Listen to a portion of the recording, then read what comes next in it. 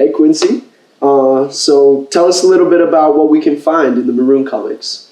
So in the Maroon Comix, you'll find a story of unity, of intercontinental, international unity that you've probably never heard before, where African peoples from all over the African continent were brought as slaves to the United States, and also indigenous people, and also even poor whites, all found... Indentured servants? Yeah, all found a unity. So how did this work, right? So like the first people off the slave ships, many of them ran away from the plantations, and they would join with the indigenous nations that were nearby, whether it was like the Cherokee in North America or whether it was like the Amazonian, many groups in South America. There's all kinds of different stories.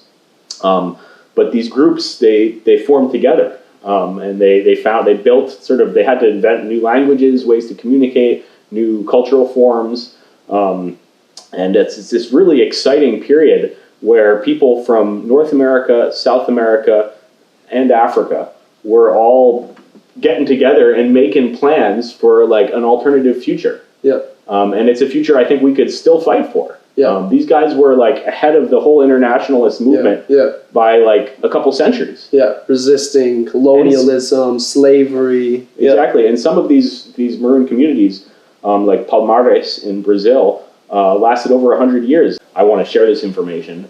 Most of the information out there about it is very scholarly, maybe even academic.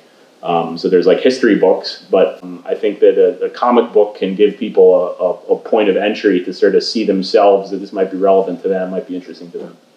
Well, that segues really nice into my next question. Like, what inspired you to create this project, and who were the artists in this book? Right on. So this is all thanks to about 6 amazing artists. I was the main author, but it's Mac McGill, Seth de Bachman, Emmy Kepler, Hannah Allen, Song Riddle, did I say? So there's about 6 artists. Micaela Gonzalez did the cover. So they really brought this to life into the 21st century. So I was inspired to do this, and along with these artists, to help bring this to life, these stories to life together, through this man named Russell Maroon Shotes. Oh, okay. Tell us a little bit about Russell. So his name, he was born Russell Shotes, but then in his maybe 50s, started taking on the name Maroon.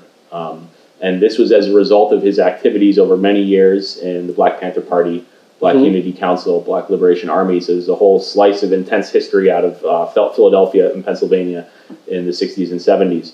And in the course of his political activism, he was arrested, and he escaped from jail twice. So it's really like cinematic Hollywood stuff. He escaped from Huntington Prison, which was one of the models for the movie of Shawshank Redemption, is like intense, maximum medieval kind of prison scene. He broke out of this place, was on the run for like a month, was able to evade capture. As part of this, he started being inspired himself by the history of Maroons, by these people who had run away. He was eventually recaptured, to cut a long story short, and was subsequently put in solitary for confinement for about 30 consecutive years. Wow. 28 consecutive years, 30 cumulatively. And in that period, he started to study this history, and to not just be inspired of it, but like, okay, what were the Maroons doing in Mexico? What were they doing in Carolinas? What were they doing in Suriname? So in detail, Jamaica, all these countries, he studied this, and he put it together in a book, which we published, Maroon the Implacable. But we thought it was important to get this into a comic book format, to get it out to really all ages, people that, because we think this is a story that's relevant for everybody. All right.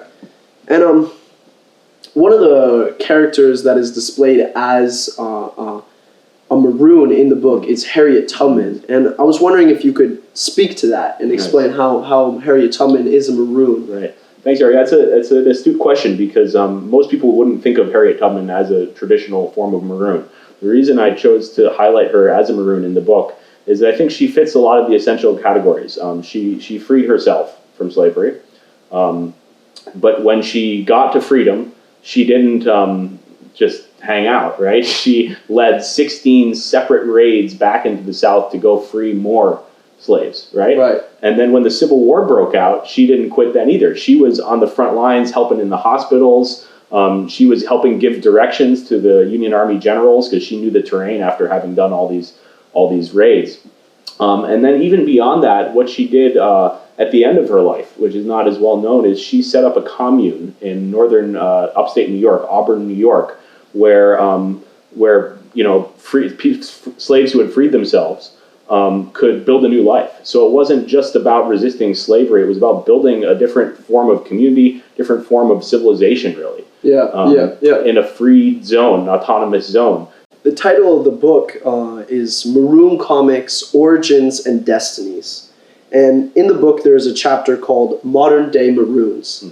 Can you talk about some of these modern day Maroons and their destinies? Thanks, Eric. One of the reasons I first resonated with the ideas of Maroons was because I thought it was relevant to us. I wasn't just interested for historical reasons. I thought that these societies that came out of the most dreadful experience in the world imaginable, transatlantic slavery, and had to come together with different communities, diverse language groups. They joined together among Africans, but then also with Native Americans, then also with some poor whites. I thought this is like a model for how we can be organized. So what are some of the examples of groups that are like this in the world? Have decentralized forms of organization. They're not trying to take state power in their country. They're trying to build a completely different kind of power. Bottom-up grassroots democracy based on agriculture, village communities, not rather than factories and technology and stuff like that. So a couple things that come to mind. One is the Zapatistas in southern Mexico, which they've been fighting since 1994, not to take over to the Mexican state, but to just have their own autonomous government in the south of Mexico. Another one, I think you're sort of the two most exciting examples I would pick. One is the Zapatistas, and the other one are the Revolutionary Kurds. In Rojava. Yeah, what we call Rojava, which is this part of the world which has long history, and it's been chopped up by all the imperial powers. And the Kurds are the largest people without a nation state, and in between Syria and Iraq and Turkey and Iran. And they, for the last 10 years almost, have been a little less than 10 years, they said, we don't want a Kurdish state anymore. We just want to build our autonomous society with women leadership, with ecological communes as the center of the whole thing. These people don't always see themselves as linked up. And I sort of hope that maybe part of the project is to start making these inter-Maroon confederations. These people to start talking to each other. Absolutely, man. Absolutely. So where can listeners get a copy of the Maroon Comix, Origins and Destinies? Nice. Well, if you're a real Maroon, you'll raid the plantation and find a way to get that shit. But you can check out our website, www.ecosocialisthorizons.com. You can also get it directly from the publisher, PM Press. So through either of their websites. If you don't have an internet website thing, you can go to your local library and ask them to order it. All right. Yeah. I'll link to that in the video. Thanks, Eric. All right.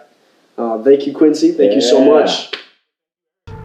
Great-grandmothers of the land, save Mother Earth, mother, connection, Maroon, nurturer, collaboration, First Nation, Mother Bandera Negra, manifesting liberation, Mother Wisdom, independency, Mamma Mia.